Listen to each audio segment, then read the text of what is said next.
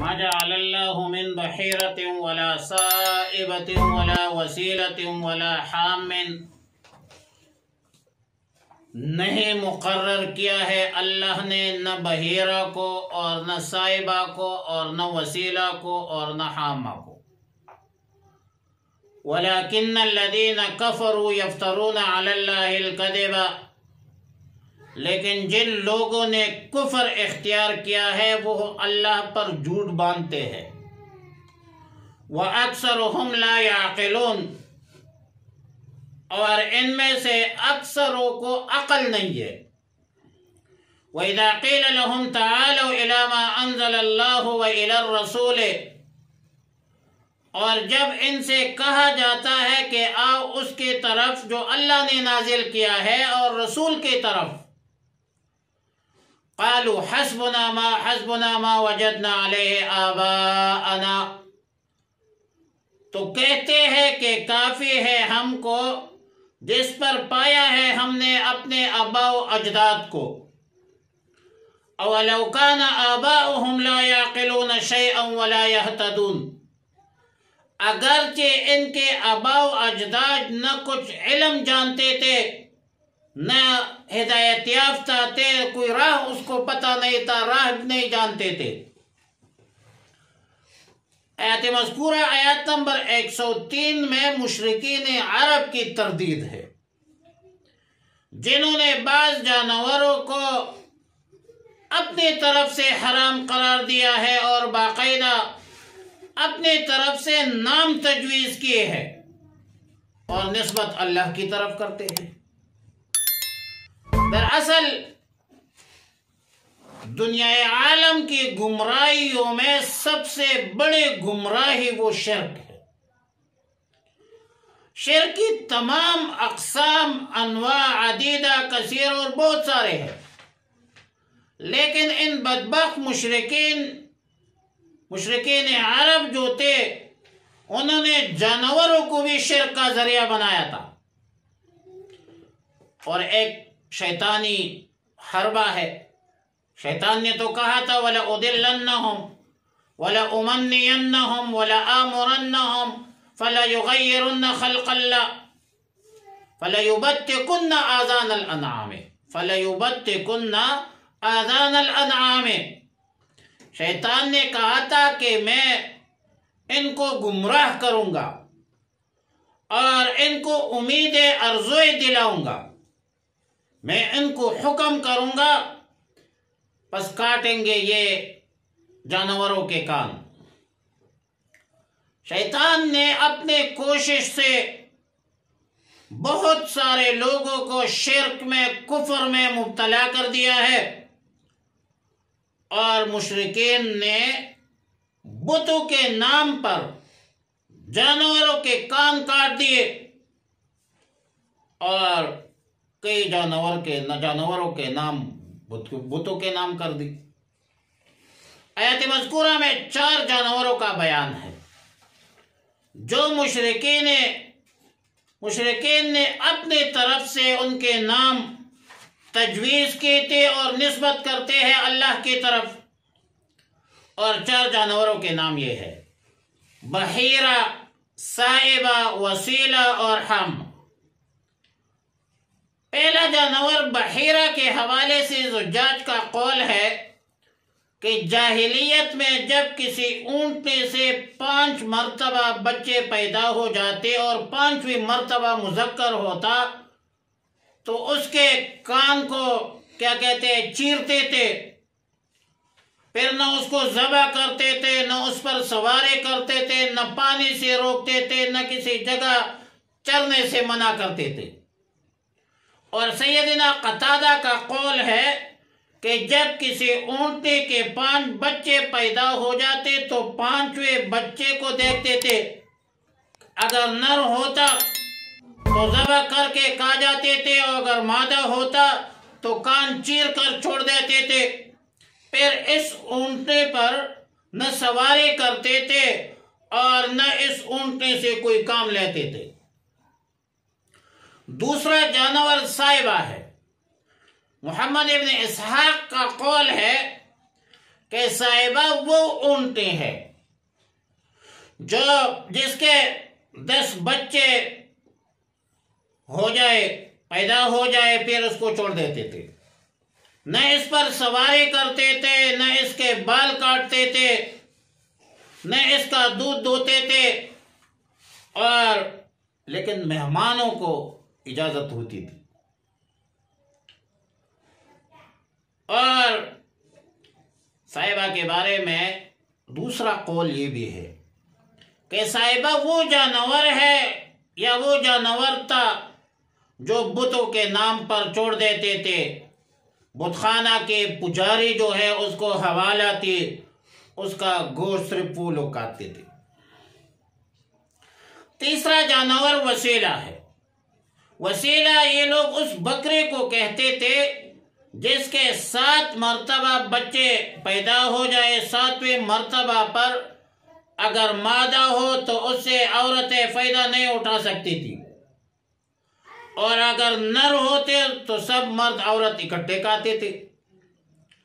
اور اس مرتبہ کے حمل سے ایک بچہ یا بچے نر اور مادہ پیدا ہو جاتے، پھر اس کو چھوڑ دیتے تھے، اور اس سے صرف مرد منتفع ہوتے تھے، عورتیں اس سے نفع نہیں لے سکتی تھی، اور اگر یہ مادہ ہو جاتی تو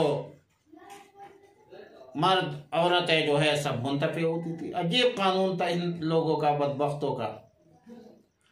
محمد ابن اسحاق کا قول ہے کہ وسیلہ وہ بکری ہے، وہ بکری تھی جس کے 5 متواتر جو ہے 10 مادے پیدا ہو جائے جس سے، اور پھر نر اور مادہ ایک ہی حمل کا پیدا ہو جاتے، تو کہتے ہیں کہ یہ اپنے بھائی کے ساتھ جڑوا پیدا ہوئی ہے، لہذا اسے ذبح نہیں کرتے۔ چوتھی جانور حامہ ہے۔ حما یحمی سے یہ اسم فاعل کا صیغہ ہے جس کا معنی ہے بچانا اور محفوظ رکھنا۔ جس اونٹ کا بچہ کسی اونٹنی کو حاملہ کر دیتا تھا تو اونٹ کو حامی کہتے تھے، حامی اونٹ کہتے تھے۔ جاہلیت میں لوگ اس کو آزاد چھوڑ دیتے تھے اور کہتے تھے کہ اس نے اپنے کمر کی حفاظت کر، نہ چراگاہ سے ہٹاتے تھے، نہ پانی سے روکتے تھے، ایک آزاد جو ہے شتر بھی مہار جس کو کہتے ہیں وہ بن جاتے۔ اور ایک قول یہ ہے کہ جس اونٹ کے پشت سے 10 مرتبہ حاملہ ہو کر اونٹ نے بچے پیدا کرے تو اسے حامی کہتے تھے، پھر اس پر نہ سواری کرتے تھے، نہ گھاس سے منع کرتے تھے، اور کہتے تھے کہ اس نے اپنی کمر کی حفاظت کر لی۔ جاہلیت تھی بس۔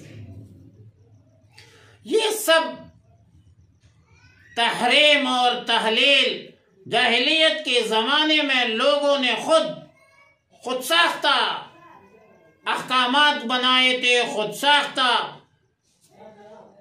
فیصلے ہیں ان کے، جن کا اللہ کے دین کے ساتھ کوئی تعلق نہیں تھا۔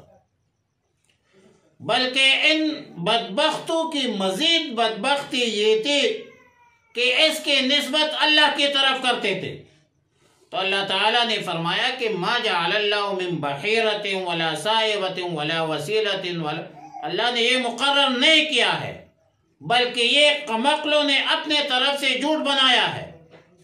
اور آیت نمبر 4 میں فرمایا کہ وَإِذَا قِيلَ لَهُمْ تَعَالَوْا إِلَىٰ مَا أَنزَلَ اللَّهُ وَإِلَى الرَّسُولِ، جب ان لوگوں کو کہا جاتا ہے کہ آؤ اللہ کی طرف، اللہ کے رسول کی طرف،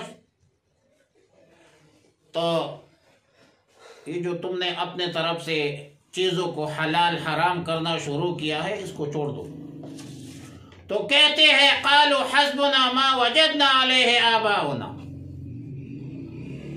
ہمیں تو اپنے آباء و اجداد کا اقتداء کافی ہے۔ تفسیر در منصور میں بحوالے ابن ابی حاتم منقول ہے کہ اس میں سے، ان مشرکین میں سے کوئی خوش نصیب اگر مشرف با اسلام ہوتا، مسلمان ہو جاتا، تو پھر اس کو غیرت دلاتے تھے کہ تم نے اپنے آبا و اجداد کا دین چھوڑ دیا، اور یوں کہتے تھے کہ کیا تم نے اپنے آبا و اجداد کو بیوقوف سمجھا تھا کہ ان کے راستے کو چھوڑ کر آپ نے دوسرا راستہ اختیار کیا؟ تو اللہ تعالیٰ نے ان بدبختوں کی اس روش کو ضلالت، گمراہی اور تباہی قرار دے دیا، اور فرمایا کہ وَإِذَا قِيلَ لَهُمْ تَعَالَوْا إِلَىٰ مَا أَنزَلَ اللَّهُ وَإِلَى الرَّسُولِ إِلَىٰ مَا أَنزَلَ اللَّهُ وَإِلَى الرَّسُولِ قَالُوا حَسْبُنَا مَا وَجَدْنَا عَلَيْهِ آبَاءَنَا۔ یہ ایک شیطانی استدلال ہے، ایک شیطانی طریقہ ہے گمراہی کا، جس نے بہت سارے لوگوں کو تعلیم کے باوجود، سمجھ بوجھ کے باوجود گمراہ کیا ہوا ہے۔ اور آج بھی بعض جگہوں بعض حالات ایسے ہیں کہ ان کو کہا جائے کہ بھائی قرآن و سنت میں، شریعت میں یہ معاملہ نہیں ہے، یہ مسئلہ نہیں ہے، تو کہتے ہیں کہ ہمارے آبا و اجداد تو یہ کرتے تھے۔ اللہ تعالیٰ نے بڑی زبردست حاکمانہ انداز میں جواب دیا، وَلَوْ كَانَ آبَاؤُهُمْ لَا يَعْلَمُونَ شَيْئًا وَلَا يَهْتَدُونَ۔ واضح انداز میں، انتہائی معقول انداز میں اقتداء کا معیار بیان فرما دی۔ اور اقتداء کی معیار دو چیزیں ہیں، ایک علم ہے اور ایک اہتداء ہے۔ علم سے مراد منزل مقصود تک پہنچنے کا راستہ اور طریقہ ہے، اور اہتداء سے مراد اس مقصد کے لیے کسی راہ پر چلنا، صحیح علم، عمل مستقیم، یہ دو چیزیں ہیں۔ لہذا جس کو آپ مقتدا بناتے ہیں، رہنما بناتے ہیں، رہبر بناتے ہیں، قائد بناتے ہیں، پہلے دیکھو کہ جس مقصد کے لیے آپ نے مقتدا بنایا ہے، کیا وہ آپ کے ساتھ فکر آہنگی رکھتے ہیں؟ کیا جس راستے پر تو چل پڑا ہے، آپ کا لیڈر بھی اس راستے پر چل رہا ہے، اور پھر آپ کا لیڈر اس راستے سے واقف ہے یا نہیں ہے؟ پھر دیکھو کس راستے پر چل رہا ہے، پھر اس کے بعد فیصلہ کرو۔ کسی کو لیڈر، قائد، رہبر، رہنما تسلیم جب کریں گے تو پھر استقامت اختیار کرو، پھر ادھر ادھر جانے کی کوشش مت کرو۔ میں نے تو بچپن سے مولانا فضل الرحمان کو اپنا قائد تسلیم کیا ہے، سوچ سمجھ کر تسلیم کیا ہے، جمعیت علماء اسلام کو اپنی جماعت تسلیم کیا ہے، اور اکابرین اور علماء کرام اور مشائخ عظام کی عظیم جماعت کو میں نے، جمعیت علماء اسلام میری جماعت ہے اور مولانا فضل الرحمان میرے قائد ہے، ایک سوچ سمجھ کر میں نے کیا یہ فیصلہ۔ قیامت کے دن مجھ سے سوال ہوگا کہ اسلامی نظام کے لیے، اسلامی اقدار روایات کے لیے کوئی جدوجہد کی ہے آپ نے؟ میں تو یہ کہوں گا کہ میں تو علماء کے ساتھ تھا، وارث الانبیاء ہے، ان کے پیچھے چل رہا تھا۔ اب یہ سوال ان سے پوچھا جائے، میں تو ایک کارکن تھا، ایک غریب کارکن تھا، اور انہی کے پیچھے چل رہا تھا۔ اور ایک بات ذہن نشین فرما دے کہ آیات مذکورہ میں تنقید کا ایک مؤثر طریقہ بھی بتلایا، جس سے کسی کی دل آزاری بھی نہیں ہوتی، کوئی بندہ مشتعل بھی نہیں ہوگا، کیونکہ مشرکین نے جب کہا کہ ہم آبائی دین